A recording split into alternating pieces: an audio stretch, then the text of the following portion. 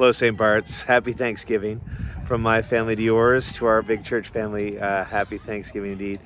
And it's incredible, is that we do have so much to give thanks for, and yet also when we look out towards the world, we see that there are still so many gaps, aren't there? And I've just been reflecting today on what Jesus does, both when he feeds the 5,000 and then feeds the 4,000. You'll remember he takes the little bit of food they have, which is clearly not enough to feed the whole crowd, and he lifts it up, and he gives thanks. He breaks it and then offers it to the crowds, and it multiplies, and there's more than enough for both groups. And it's that offering, isn't it, of taking what clearly isn't enough and giving thanks.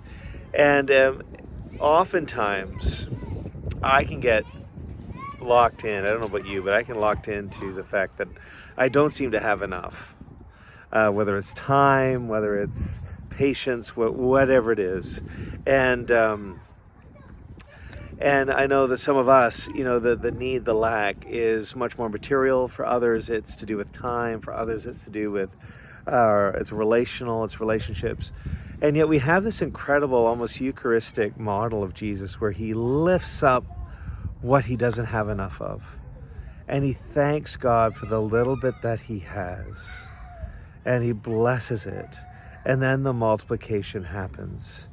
And there's something about coming to the Lord in worship when we're in that place of lack. And that even though we are lacking, we can thank him and worship him, that he is our provider. He is the one who, with whom there's always enough. And that's what I've been thinking about this Thanksgiving. I'm incredibly thankful for all of you for being part of this community. I'm thankful for our musicians.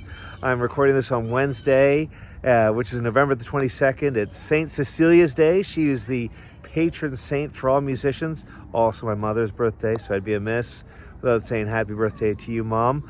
But also so thankful for our musicians and for our sound technicians and for Brad, who does all the visual stuff.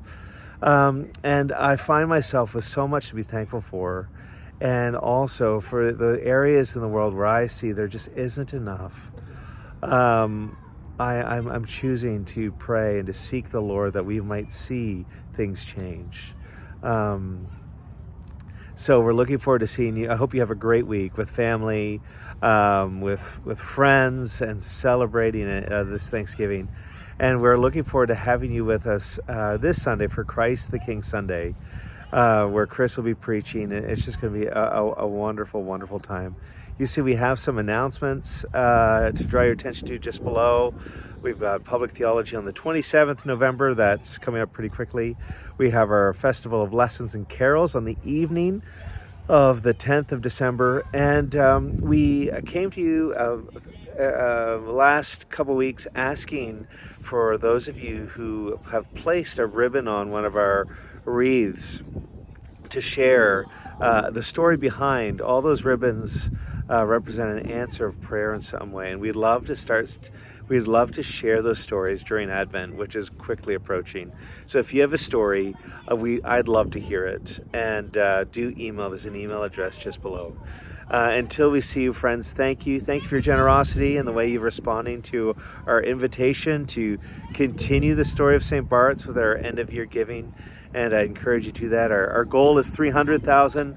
And we're well underway towards it, and could use your prayers as you consider an end-of-year gift. Until Sunday, my friends, we're praying for you. Look forward to seeing you soon and worship with you on Sunday. Every blessing.